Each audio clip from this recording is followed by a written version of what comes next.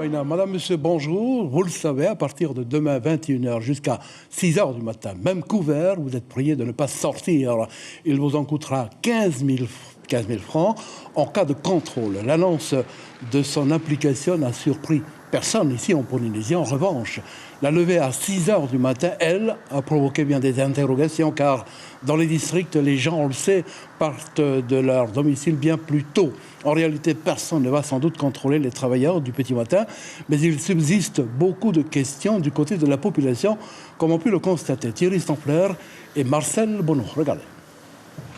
Pas trop la semaine prochaine, parce que ce seront les vacances. Mais après Après peut-être, oui, ça dépendra. Tu pars de où et à quelle heure? De Marina, 5h45. Pardon, j'ai pas entendu. Marina, 5h45. Ouais. Et tu penses que tu vas avoir une attestation de ton employeur ou... Peut-être, oui. Ouais. On est en train de voir ça. Ma femme prend le bateau à 6h moins 10 ce matin, donc il va falloir faire des attestations tous les jours. Et avec 3 enfants, ça va pas être évident. Tu crois qu'ils vont vraiment contrôler le matin? J'espère pas, parce qu'il va y avoir du PV distribué à mon avis. Le matin, ça embête aussi, parce qu'on a plein de gens qui vont au travail avant 6h. À vélo de Paia, tu pars à quelle heure? 4h du matin, 3h. Ouais. 3h30 du matin, ouais. Et tu crois qu'ils vont t'embêter si tu circules pendant le cours? Oui. Ouais, vraiment? Oui. Et tu viens souvent jusqu'à Papeete de Paia à vélo? Oui, pour aller au boulot, ouais.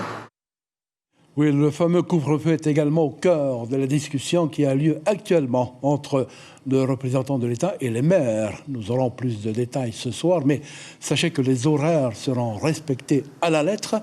Ils se sont mis d'accord sur les modalités d'application du couvre-feu. On écoute le maire de Marina, suivi du président Edouard Fritsch.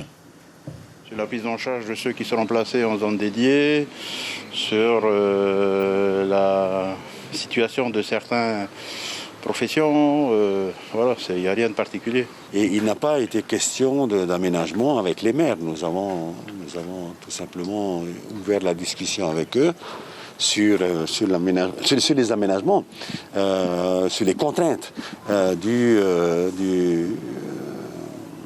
comment on appelle, de la gestion de ce couvre-feu. Voilà, du couvre-feu. Ibrahim recevait ce matin, dans le cadre de l'invité café de Radio Polynésie, la première, Stéphane Gay, président du syndicat des bars et dancing. Le lancement du couvre-feu en Polynésie n'arrange pas leurs affaires. Il est même très inquiet. On l'écoute. On comprend très bien et on joue le jeu. Là où on ne comprend pas, c'est pourquoi arrêter aussi les restaurants alors que le midi, ils fonctionnent avec les mêmes gestes barrières, les mêmes encadrements, et puis on les fermerait à 21h le soir. Il faut savoir que le 21h le soir, les gens devraient partir à 20h, quitter le restaurant à 20h. C'est l'heure où habituellement on commence à travailler. L'idéal, comme disait Michel Buyard, ça serait 22h et 23h, même le week-end. Et je pense qu'on ne prendrait pas plus de risques et on serait toujours conscient dans cette crise sanitaire de protéger nos gens. Notez cette cérémonie de remise de drapeaux aux élèves des collèges de la ville de Papeete en souvenir des anciens combattants des 2 navires Reims et Danube disparus, dans lesquels étaient incorporés les fameux volontaires du bataillon du Pacifique. But de l'opération, permettre aux jeunes générations de travailler sur l'idée d'engagement. Cela s'est passé ce matin dans le hall de l'Assemblée de Polynésie. Marcel Bonneau a recueilli quelques réactions. On s'est engagé à vous transmettre les choses les personnes qui ont été sur le front se battent pour nous notre liberté.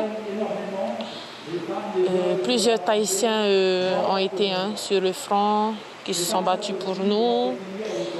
Et j'aimerais, moi, quand je vais lire, je voudrais remercier des savoirs qu'on nous a transmis. Le souvenir français, il a 3 missions essentielles. La première, c'est de conserver les tombes des soldats qui sont morts pour la France, français ou étrangers. La deuxième, c'est de participer aux commémorations mémorielles. Et la troisième, c'est la raison pour laquelle on est là aujourd'hui, c'est de transmettre le souvenir aux jeunes générations. Et là, la devise du souvenir français, là vous l'avez entendu derrière, c'est à nous le souvenir, À eux l'éternité, c'est très joli. À Barbara, l'association Tawaitapu œuvre sans relâche pour la réalisation d'un certain nombre de ces projets qui peuvent intéresser tout le monde là-bas, parmi lesquels le projet l'aide auprès des personnes âgées, la création de potagers dans les foyers et dernière création en date, la construction de cet abribus pour les écoliers et les lycéens de leur quartier. On écoute l'une des élèves, Trophée Océane. C'est pour nous aussi quand il y a les saisons de pluie, ainsi que pour attendre les bus. Hein. C'est bien aussi pour nous, comme ça on pourra s'installer ici et voilà. Je remercie Papi Kirima d'avoir fait ça pour nous. Hein. Et voilà. Tous les matins vous êtes là? Oui. À partir de quelle heure? À partir de 5 heures, comme le bus il arrive tôt aussi, hein, et l'école commence tôt aussi. Voilà. Plus au nord maintenant, Marquise, sur l'île de Uopo, le rapatriement des premiers élèves internes a débuté avec aujourd'hui 5 étudiants en provenance de Hivaoa. L'île de Hivaoa a d'ailleurs été touchée par le Covid, ce qui a amené les autorités à prendre quelques dispositions afin d'accueillir des guides sanitaires pour renforcer la sensibilisation aux gestes barrières, tant pour les étudiants que pour les visiteurs. Les parents devront donc, les parents des jeunes évacués devront donc garder leurs enfants à domicile pendant au moins une semaine. On écoute l'un des pères d'élèves, Petro Hikuteni.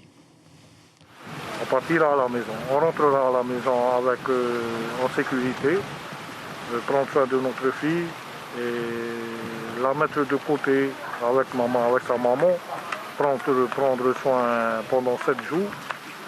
Et on verra dans 7 jours si ça passe bien. Et on pourra rencontrer des amis, mais pas trop, en prenant les mesures barrières.